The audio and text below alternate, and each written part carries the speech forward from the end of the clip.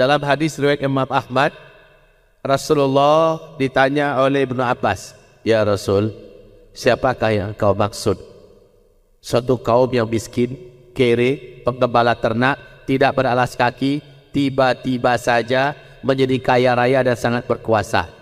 Lalu mereka saling berlomba-lomba dan berbangga-bangga membangun gedung-gedung yang tinggi. Bahwa jika zaman itu sudah muncul ya Rasulullah, berarti kiamat sudah sangat dekat. Siapa yang kau maksud ya Rasul?" Singkat Nabi menjawab, "Humul Arab." Mereka adalah bangsa Arab.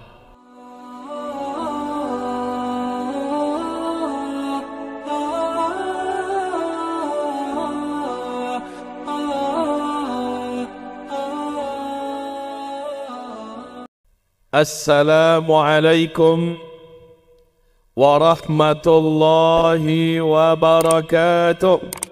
Alhamdulillahi rabbil alamin. Wa bihi nasta'inu ala umurid dunya waddin. Ashhadu an la ilaha illallah wa ashhadu anna sayyidana wa habibana Muhammadan abduhu wa rasuluh la nabiyya ba'dah. Qala Allah subhanahu wa ta'ala, "Ya ayyuhalladzina amanu ittaqullaha haqqa tuqatih wa la tamutunna illa wa antum muslimun."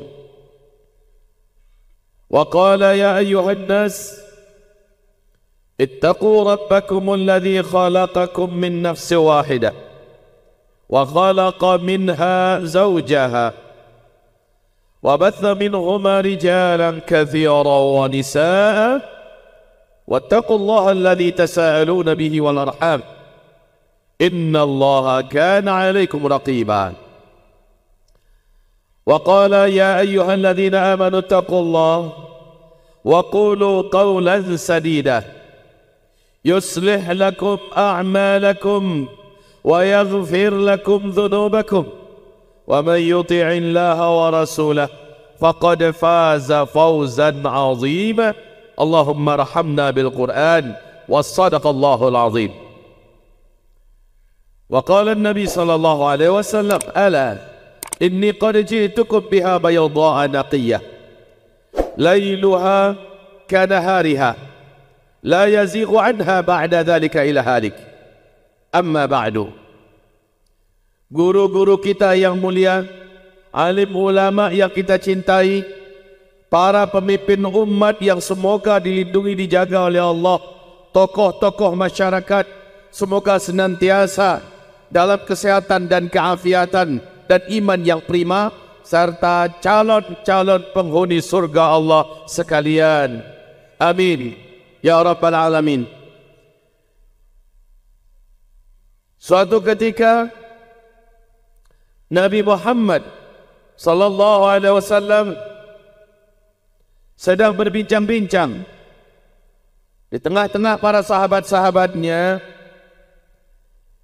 Tiba-tiba muncul seorang lelaki yang keterlaluan tampannya. Laki-laki ini sangat rapi, memakai jubah putih yang bersih, rambutnya tersisir bergelombang ikal. Laki-laki ini wangi. Dia datang dengan gaya yang sangat akrab kepada Nabi sallallahu alaihi wasallam. Langsung dia duduk tepat di depan Nabi. Kedua lututnya dia pertemukan dengan dua lutut Nabi. Kedua telapak tangannya diletakkannya di atas kedua paha Nabi Muhammad sallallahu alaihi wasallam. Wajah dan matanya lurus menatap wajah Nabi Muhammad. Langsung dia bertanya. Pertanyaannya ada 4. Maka Hujjatul Islam Imam Al-Ghazali mengatakan, dan para alim ulama Ahlus Sunnah wal Jamaah menyebut pernyataan ini adalah benar, yaitu pertanyaan malaikat Jibril yang menjelma menjadi lelaki yang datang kepada Nabi, ini dijawab oleh Nabi Muhammad dengan jawaban yang seluruhnya dikatakan oleh malaikat Jibril yang menjelma menjadi manusia ini dengan jawaban engkau benar. 4 pertanyaan ini pada akhirnya digelari dengan sebutan Arkanu Ad-Din, rukun agama. Selama ini yang kita kenal rukun Islam, rukun iman, ya, ini kita kenal. Ternyata ada rukun agama. Rukun agama ada 4. Mari kita dengarkan dulu. Jadi laki-laki ini ternyata sudah ketahuan di akhirnya dia adalah malaikat Jibril. Dia bertanya, ya Muhammad, akhbirni anil Islam. Muhammad, kabarkan kepadaku apa itu Islam. Maka Nabi menjawab dengan rukun Islam yang 5. Setelah Nabi menjawab, laki-laki ini berkata, atau malaikat Jibril ini berkata, sadaqta, jawaban Anda benar. Lalu dia bertanya, akhbirni anil iman, jelaskan kepadaku iman. Apa itu iman? Maka Nabi menjawab, rukun iman yang 6. Sekali lagi, yang bertanya ini berkata, sadaqta, jawaban yang ini juga tepat. Sehingga Umar bin Khattab heran. Awal-awalnya ya, Umar tak tahu. Ajibna minhu fa'ajibna minhu, yas'aluhu wa yusaddiqum. Dia yang datang, dia yang bertanya, Nabi jawab, dia pula yang membenarkan. Siapa dia orang? Awal-awalnya, pada akhirnya semua pada tahu kalau itu adalah malaikat Jibril. Kemudian setelah Nabi menjawab dengan rukun iman yang 6, kembali dia bertanya, akhbirni anil ihsan, kabarkan kepadaku ihsan. Apa itu ihsan? Maka Nabi pun menjawab, anta'budallah ka'annaka tarah, fa in lam takun tarahu fa innahu yaraka. Engkau beribadah kepada Allah seolah-olah engkau sedang melihat Allah. Jika engkau tak sanggup, maka engkau beribadah kepada Allah, engkau merasa yakin Allah sedang melihat kepadamu saat ini. Setelah Nabi menjawab begini, dia langsung bertanya, mata sa'ah. Jadi ini pertanyaan yang keempat, mata sa'ah, kapan kiamat? Muhammad, kemana-mana engkau kabarkan orang-orang banyak, kiamat sudah dekat, kiamat sudah dekat. Sekarang saya mau bertanya, kapan? Jawaban Nabi adalah, saya tidak tahu.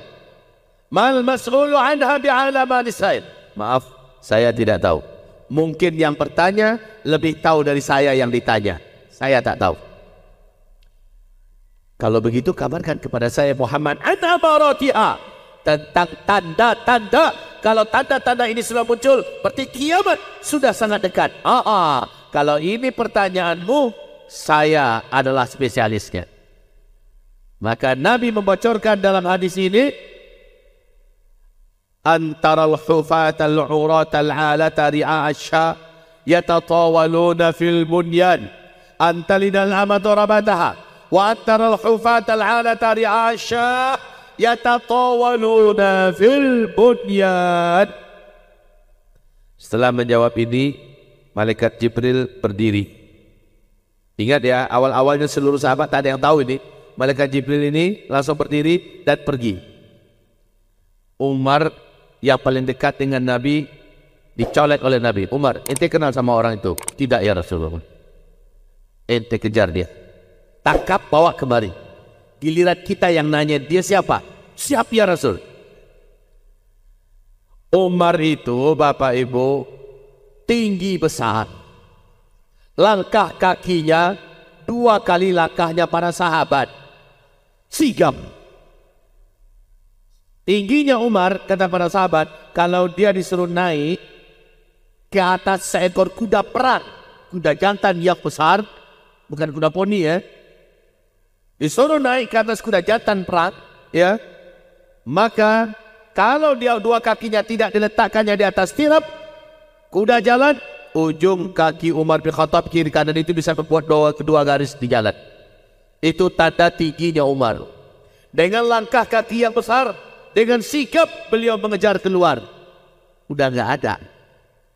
Udah nggak ada. Ya Rasulullah, he's gone. Nggak ada nyolah ya Rasulullah. Lepoinyo. Kata Rasulullah, innahu Jibril. Itu tadi adalah malaikat Jibril. Atakum liyu'allimakum dinakum. Dia datang kemari dengan perintah Allah. Tujuannya ngajarin kalian semua isi agama ini. Jadi isi agama ini ada 4. Makanya para ulama menyebut rukun agama. Pertama tentang Islam, kedua tentang iman, ketiga tentang ihsan, yang keempat tentang ilmu tanda-tanda hari kiamat.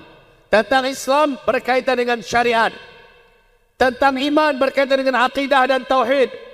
Tentang ihsan berkaitan dengan tasawuf. Tentang yang keempat, inilah dia, berkaitan dengan ilmu tanda-tanda hari kiamat.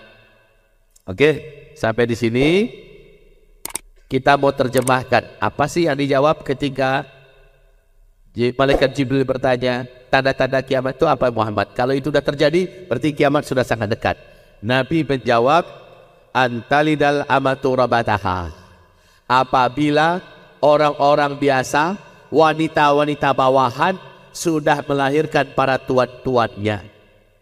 Yang kedua jawaban Nabi, apabila orang-orang miskin, rakyat jelata, hanya penggembala ternak, tidak beralas kaki, bertelanjang dada, mendadak mereka menjadi kaya raya. Tiba-tiba mereka menjadi berkuasa, lalu mereka saling berlomba-lomba membangun gedung-gedung yang tinggi pencakar langit. Apabila zaman itu sudah kau temui hai Muhammad, maka awas, jarak masa antara engkau dengan kiamat sudah sangat-sangat dekat. Baik, Bapak, Ibu yang kami muliakan, yuk kita dengar, kita uraikan, dengar baik-baik. Apabila wanita-wanita biasa, level orang-orang biasa, sudah melahirkan tuan-tuannya, informasi singkat kepada Bapak Ibu semua, bisa jadi ada yang belum tahu. Penguasa-penguasa Arab Saudi pada hari ini, mereka datang dari Irak membawa nama dagang, atas nama pedagang. Lalu dia nikahilah wanita-wanita biasa dari kabilah-kabilah yang ada di Arab Saudi. Waktu itu masih Hijaz namanya. Arab saat itu masih namanya Jazirah Arabiyah. Ya, di daerah Hijaz dinikahi. Setelah dinikahi lahirlah anak-anak. Maka salah satu anaknya ada yang disebut dengan Suud, yang kemudian kita dengar dengan istilah Al Saud atau Saudiah sekarang. Dan mereka hari ini menjadi raja-raja. Sementara wanita dinikahinya orang-orang biasa, rakyat jelata, bahkan level-level paling rendah lah. Ini untuk diketahui oleh ilmunya buat kita semua. Lalu kata Nabi, apabila engkau mendapati suatu kaum, suatu bangsa kere, miskin, tidak beralas kaki, bertelanjang dada, mereka hanya penggembala ternak, tiba-tiba mereka menjadi kaya dan sangat berkuasa. Lalu mereka saling berlomba-lomba membangun gedung-gedung tinggi pencakar langit. Pada saat itulah jarak antara engkau dengan kiamat sudah sangat dekat. Hadis ini sahih Bukhari. Dalam sahih Muslim, Umar bin Khattab, Abu Hurairah yang bercerita. Di sahih Bukhari, Umar bin Khattab yang bercerita. Dalam hadis riwayat Imam Ahmad, Rasulullah ditanya oleh Ibnu Abbas, ya Rasul, siapakah yang kau maksud? Suatu kaum yang miskin, kere, penggembala ternak, tidak beralas kaki, tiba-tiba saja menjadi kaya raya dan sangat berkuasa. Lalu mereka saling berlomba-lomba dan berbangga-bangga membangun gedung-gedung yang tinggi. Bahwa jika zaman itu sudah muncul ya Rasulullah, berarti kiamat sudah sangat dekat. Siapa yang kau maksud ya Rasul? Singkat Nabi menjawab, humul Arab. Mereka adalah bangsa Arab. Hadis riwayat Imam Ahmad. Mereka adalah bangsa Arab. Bapak, Ibu, dulu Arab sebelum kaya raya sekarang ini, Arab masih satu saja namanya, Jazirah Arabia. Arab saat itu miskin, negerinya gersang, tandus nggak karu-karuan, panas minta ampun. Tapi setelah minyak bumi ditemukan di Arab, Arab menjadi negeri petrodolar. Betul? Arab dengan cepat bertransformasi, melakukan perubahan yang sangat luar biasa, dan mereka pecah menjadi negara-negara Arab yang terkaya di dunia. 6 negara. 1 yang terkayanya adalah Qatar. 2 Bahrain. 3 Kuwait. 4 Uni Emirat Arab. 5 Arab Saudi. 6 Oman. Coba lihat hari ini, apa yang negeri-negeri Arab ini buat setelah mereka menjadi kaya raya. Mereka sedang berlomba-lomba membangun gedung-gedung tinggi pencakar langit. Alhamdulillah, Bapak Ibu, hamba Allah yang bicara, diizinkan oleh Allah melanglang buana antar negara berdakwah. Saya sudah masuk di beberapa titik dari Australia. Saya masuk ke Asia Tengah, ke Hong Kong. Saya masuk ke Dubai. Saya masuk ke Qatar. Saya masuk ke beberapa titik di Eropa. Saya masuk, saya lihat, dan bahkan dunia juga mengakui, negeri-negeri yang memiliki tower atau gedung-gedung tertinggi di dunia, Arab yang pegang. Lihat saja Arab Saudi. Apa yang dibangun oleh kerajaan Arab Saudi sekitar Mekah, sekitar Masjidil Haram, gedung-gedung tinggi pencakar langit. Luar biasa.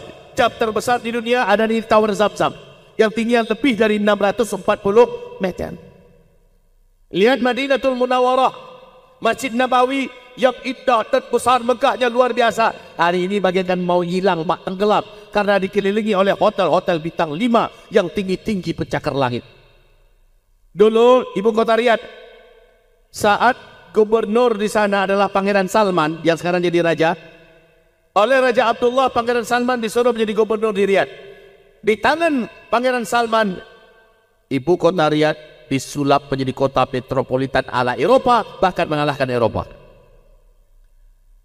Di Jeddah pada hari ini, Allahu Akbar, Bapak Ibu akan silau dan bahkan hampir tak berani mengatakan kalau ini adalah Arab, Pak.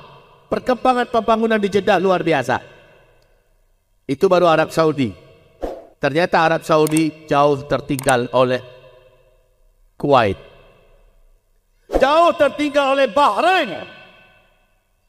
Sementara Bahrain sendiri, kaum muslimin yang sekarang tidak dikatakan bagaikan surganya dunia, dengan gedung-gedung tinggi pencakar langitnya, minder dengan negara di sebelahnya, Uni Emirat Arab.